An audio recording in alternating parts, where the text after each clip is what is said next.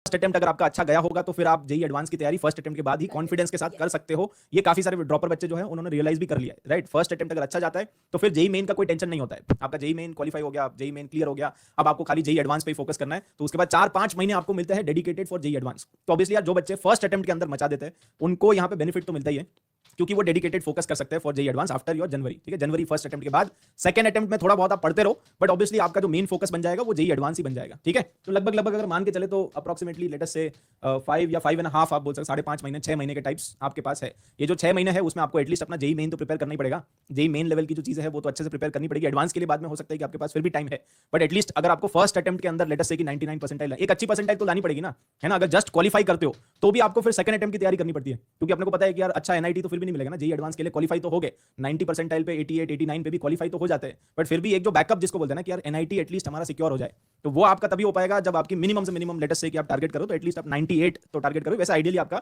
99 percentile का ही target होना चाहिए। ठीक है, बट उसकी मेहनत आपको अभी से स्टार्ट करनी पड़ेगी, तब जाके वो स्टेट अचीव होता है। ठीक है, यस। बच्चे कुछ गलतियां है ना, जब मैं आपके सामने फुल प्लान का डिस्कशन कर रही हूँ तो सबसे पहली गलती ये, बच्चा ना इन 1.5 महीने को भी गिन लेता है कि अरे मैम हमारे पास तो बहुत टाइम है, इनमें भी तो हम अच्छे से सिलेबस कंप्लीट करते हैं।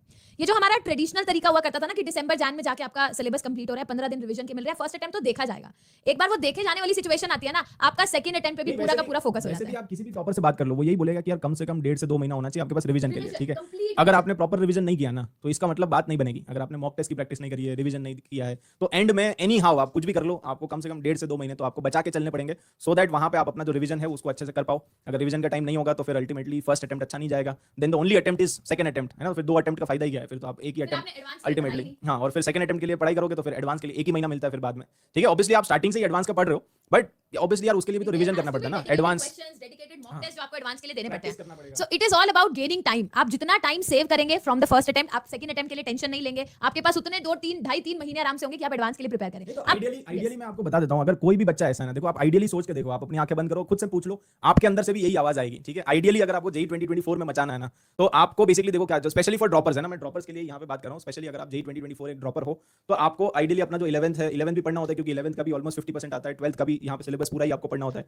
तो 11th 12th और उसमें भी फिजिक्स केमिस्ट्री मैथ्स आपके तीनों सब्जेक्ट्स होते हैं। ठीक है, तो पीसीएम, तो ये सारी चीजें आपको कंप्लीट करनी पड़ेगी मैक्स टू मैक्स बाय नवंबर, है ना। नवंबर में कंप्लीट करोगे तब जाके आपके पास लेट अस से कि मिड नवंबर तक भी अगर आप कंप्लीट कर लेते हो अपना सिलेबस, मान के चलो कि मेरा जो सिलेबस है सर वो मिड नवंबर तक पूरा का पूरा कंप्लीट हो गया, तो उसके बाद आपके पास लगभग 2 महीने बचेंगे, है ना। आपका जो फर्स्ट अटेम्प्ट होता है वो लगभग जनवरी के मिड में होता है, मिड जनवरी मान के चलो, तो नवंबर, मिड दिसंबर और मिड जनवरी 2 महीने आपके पास ऑलमोस्ट यहाँ पे रिवीजन के लिए बचेंगे। तो ये जो 2 महीने है उसमें आप बहुत सारे खूब सारे मॉक टेस्ट वगैरह प्रैक्टिस कर सकते हो। ठीक है, रिवीजन के जो क्वेश्चन बैंक्स होते हैं उनको आप लगा सकते हो।